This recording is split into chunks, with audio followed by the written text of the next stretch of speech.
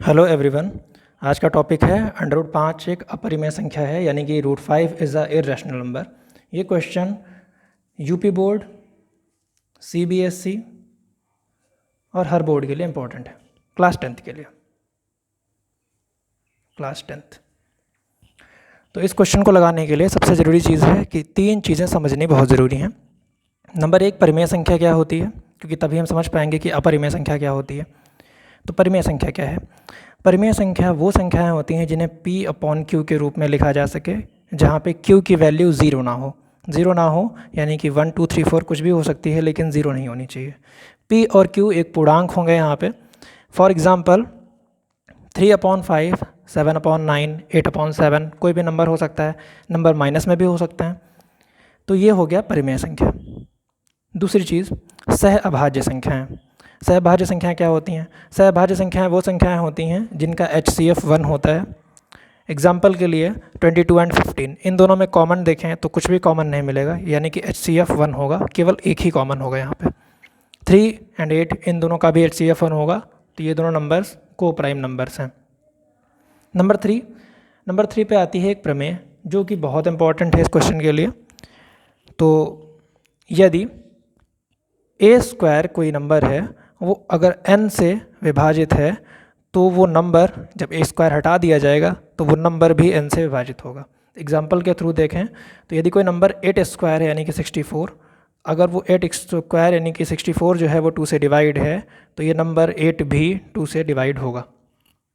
ये 3 चीज़ें बहुत ज़रूरी थी। इसके बाद क्वेश्चन देखते हैं। तो क्वेश्चन देखते हैं। क्वेश्चन मैंने लगा लिया है, बस केवल एक्सप्लेन करना है आपको। √5 इज़ अ इर्रेशनल नंबर। इस क्वेश्चन को लगाने के लिए कॉन्ट्राडिक्शन मेथड यूज़ करते हैं, यानी कि हम इसको अपोजिट मान के यूज़ करते हैं। अपोजिट मान के इस क्वेश्चन को लगाते हैं। सबसे पहले हम मान लेंगे कि ये एक परिमेय संख्या है। परिमेय संख्या मान के जब लगाएंगे तो आगे कुछ ऐसा आएगा जिससे ये साबित होगा कि ये परिमेय नहीं है, यानी कि अपरिमेय है।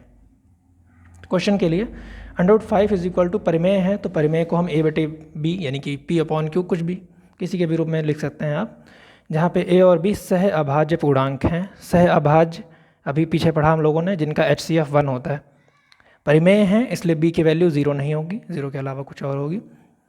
तो सॉल्व करते हैं इसको, दोनों पक्षों का वर्ग करेंगे हम।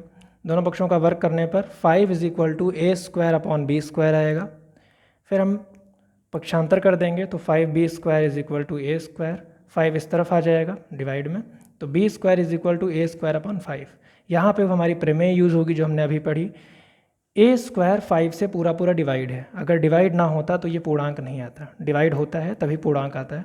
तो a² 5 से डिवाइड है, यानी कि ये a जो आएगा ये भी 5 से डिवाइड होगा। इसका बहुत इंपॉर्टेंट रोल होगा आगे देखें तो a की वैल्यू को हम लोग 5k मानेंगे, जहाँ पे k एक पूर्णांक है। आगे सॉल्व करेंगे इसको, इक्वेशन 1 में इसकी वैल्यू रखेंगे 5k, तो b² is equal to a की जगह पे हमने रख दिया 5k whole square upon 5। b² is equal to 5² 25 होता है, k² हो गया अपॉन में 5। सॉल्व कर लिया तो b² is equal to 5k² आ गया। यहाँ से देखें तो हम 5 को इस तरफ ले आएंगे तो ये हो जाएगा b² upon 5 is equal to k²। अब b² 5 से पूरा डिवाइड है, डिवाइड ना होता तो ये पूर्णांक नहीं आता, ये पूर्णांक है, यानी कि b² 5 से डिवाइड है। b² यदि 5 से विभाजित है तो b भी 5 से विभाजित होगा। अब इन दो चीज़ों का एक इम्पॉर्टेंट रोल है, देखते हैं क्या। a भी 5 से विभाजित है, b भी 5 से विभाजित है, यानी कि इन दोनों को एक नंबर विभाजित कर रहा है जो है 5। हमने ऊपर क्या माना था कि इन दोनों का HCF कितना होगा 1, यानी कि एक के अलावा ये और किसी से विभाजित नहीं होंगे। लेकिन यहाँ पे क्या आ गया कि ये नंबर 5 से विभाजित है।